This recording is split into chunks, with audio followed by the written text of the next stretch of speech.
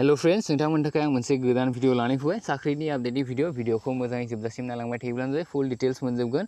फार्स्टआवनो पस्टफोरखौ बुंना होनि आं पस्टफोरा जाबाय जुनियर एसिस्टेन्ट एचकिउ लेभेल बा हेडक्वार्टार लेभेल जुनियर एसिस्टेन्ट डिस्ट्रिक्ट लेभेलनि दङ कम्पिउटार हेडक्वार्टार लेभेल स्टेनोग्राफार हेडक्वार्टार लेभेल स' बेनि जिथु अनलाइन एप्लाइ बेयो 24 आगस्ट 2020 निफ्राय जागोन माने दाबो स्टार्ट जाथ'वाखै दे बेयो 24 आगस्टनिफ्रायसो स्टार्ट जागोन आरो लास्ट डेटआ 12 सेप्टेम्बर 2020 माने 12 सेप्टेम्बर 2020 नि गेजेराव नोंथाङा बेखौ एप्लाइ खालामनो नांगोन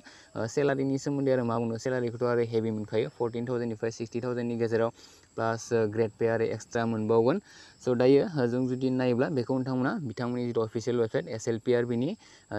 SLPRB माने state level police recruitment board स' बिथांमोननि जिथु अफिसियेल वेबसाइट www.slprbassam.in स' बे वेबसाइटआव थांनानै नोंथांमोना बेखौ एप्लाइ खालामनो नांगोन स' दायो आं जुदि भेकेन्सि माने पस्ट वाइज भेकेन्सिखौ बुङोब्ला जुनियर एसिस्टेन्ट एचकिउ लेभेलाव टटेल 5टा भेकेन्सिस दङ बेखौ एक्चुअलि जोंनि एसटिफोरा सासेबो मोननाय नङा दे मानो होनब्ला बेखौ अलरेडि रिजार्भ खालामना दोनखादों स' बे हिसाबै नायोब्ला नेक्स्टआव जुनियर एसिस्टेन्ट डिस्ट्रिक्ट लेभेलखौ जों गासिबो एप्लाइ खालामनो हागोन बे आनरिजार्भआव बाट एसटिफोरनि थाखाय जेबो रिजार्भ खालामना दोनाखै स' हौवासाफोरा 11टा हौवासाफोरनि थाखाय आनरिजार्भआव आरो हिन्जावसाफोरनि थाखाय मोनब्रै भेकेन्सि दङ स' बेखौ गासिबो एप्लाइ खालामनो हागोन आनरिजार्भ नालाय स' बेखायनो नोंथांमोना सिन्था खालामनाङा दा बेखौ बेनि उनाव कम्पिउटार हेडक्वार्टार लेभेलाव मोननै पस्ट दङ भेकेन्सि दङ स' बेबो आनरिजार्भ खालामना दोनदों अनलि हौवासाफ्रा बेखौ एप्लाइ खालामनो हागोन स्टेनोग्राफार हेडक्वार्टाराव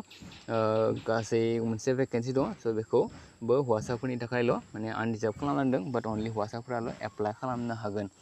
स' नेक्स्टआव जों जुदि इलिजिबिलिटि क्राइटेरियाखौ नायोब्ला नेसनेलिटि इन्डियान जानो नांगोन एजआ 38 सिम जानांगौ 18 निफ्राय 38 नि गेजेराव जानो नांगोन बाट जोंनि एसटिफ्रा एज रिलेक्सेसन मोनो बे हिसाबै नायोब्ला 5 बोसोरनि एक्सट्रा एज मोनबावगोन स' 18 निफ्राय 43 इयार्सनिफोरा माने जोंनि एसटिब्ला बेखौ इजिलि एप्लाइ खालामनो हागोन स' बेवहाय आरो मोननैसो लिरबावदों बिथांमोना नैबे जिथु भेकेन्सि बे 2000 माने बे जिथु जबनि जिथु एडभार्टाइजमेन्ट बेखौ बिथांमोना 2017 आवनो दिहुननो हादोंमोन 20 डिसेम्बर 2017 आवनो स' जायफोरा बेखौ अलरेडि एप्लाइ खालामखाबाय स' माने जुदि गुबुन पस्टफोराव आगोलाव माने बे जिथु पस्ट बेयो जुनियर एसिस्टेन्ट डिस्ट्रिक्ट लेभेलनि थाखायल' फैदोंमोन ओमफ्राय गुबुनफोरा फैयाखैमोन स' सोरबाफोर जुदि बै समाव बेखौ एप्लाइ खालामदोंमोनब्ला नोंथाङा जुदि गुबुन पस्टखौ एप्लाइ खालामनो लुबैदोंब्ला माने खनसे गोदान एप्लाइ खालामफिननो होदों आरोना बेखौ स' दायो जों जुदि इडुकेसन क्वालिफिकेसनखौ नायोब्ला जुनियर एसिस्टेन्ट एचकिउ लेभेल हेडक्वार्टार आरो डिस्ट्रिक्ट लेभेलनि थाखाय आरो कम्पिउटारनि थाखाय ग्रेजुवेसन कमप्लिट खालामनो नांगोन आरो जिथु कम्पिउटारनि स्किल बेयाव थानो नांगोन होनना बुंदों बेनि उनाव स्टेनोग्राफार ग्रेड 3 नि थाखाय बेवहाय ग्रेजुवेसन कमप्लिट खालामनांगोन आरो ITI थानो नांगोन स' ITI थायोब्लासो बेखौ एप्लाइ खालामनो हागोन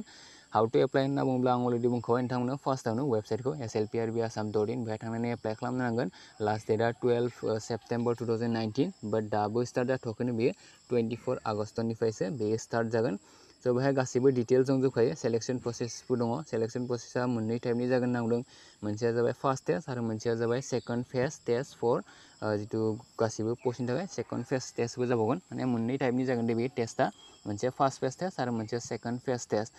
फार्स्ट टेस्टआव रिटेन एग्जाम जागोन होनना बुंदों 100 मार्क्सनि OMR बेस ओमफ्राय टाइमफोरखौबो गासिबो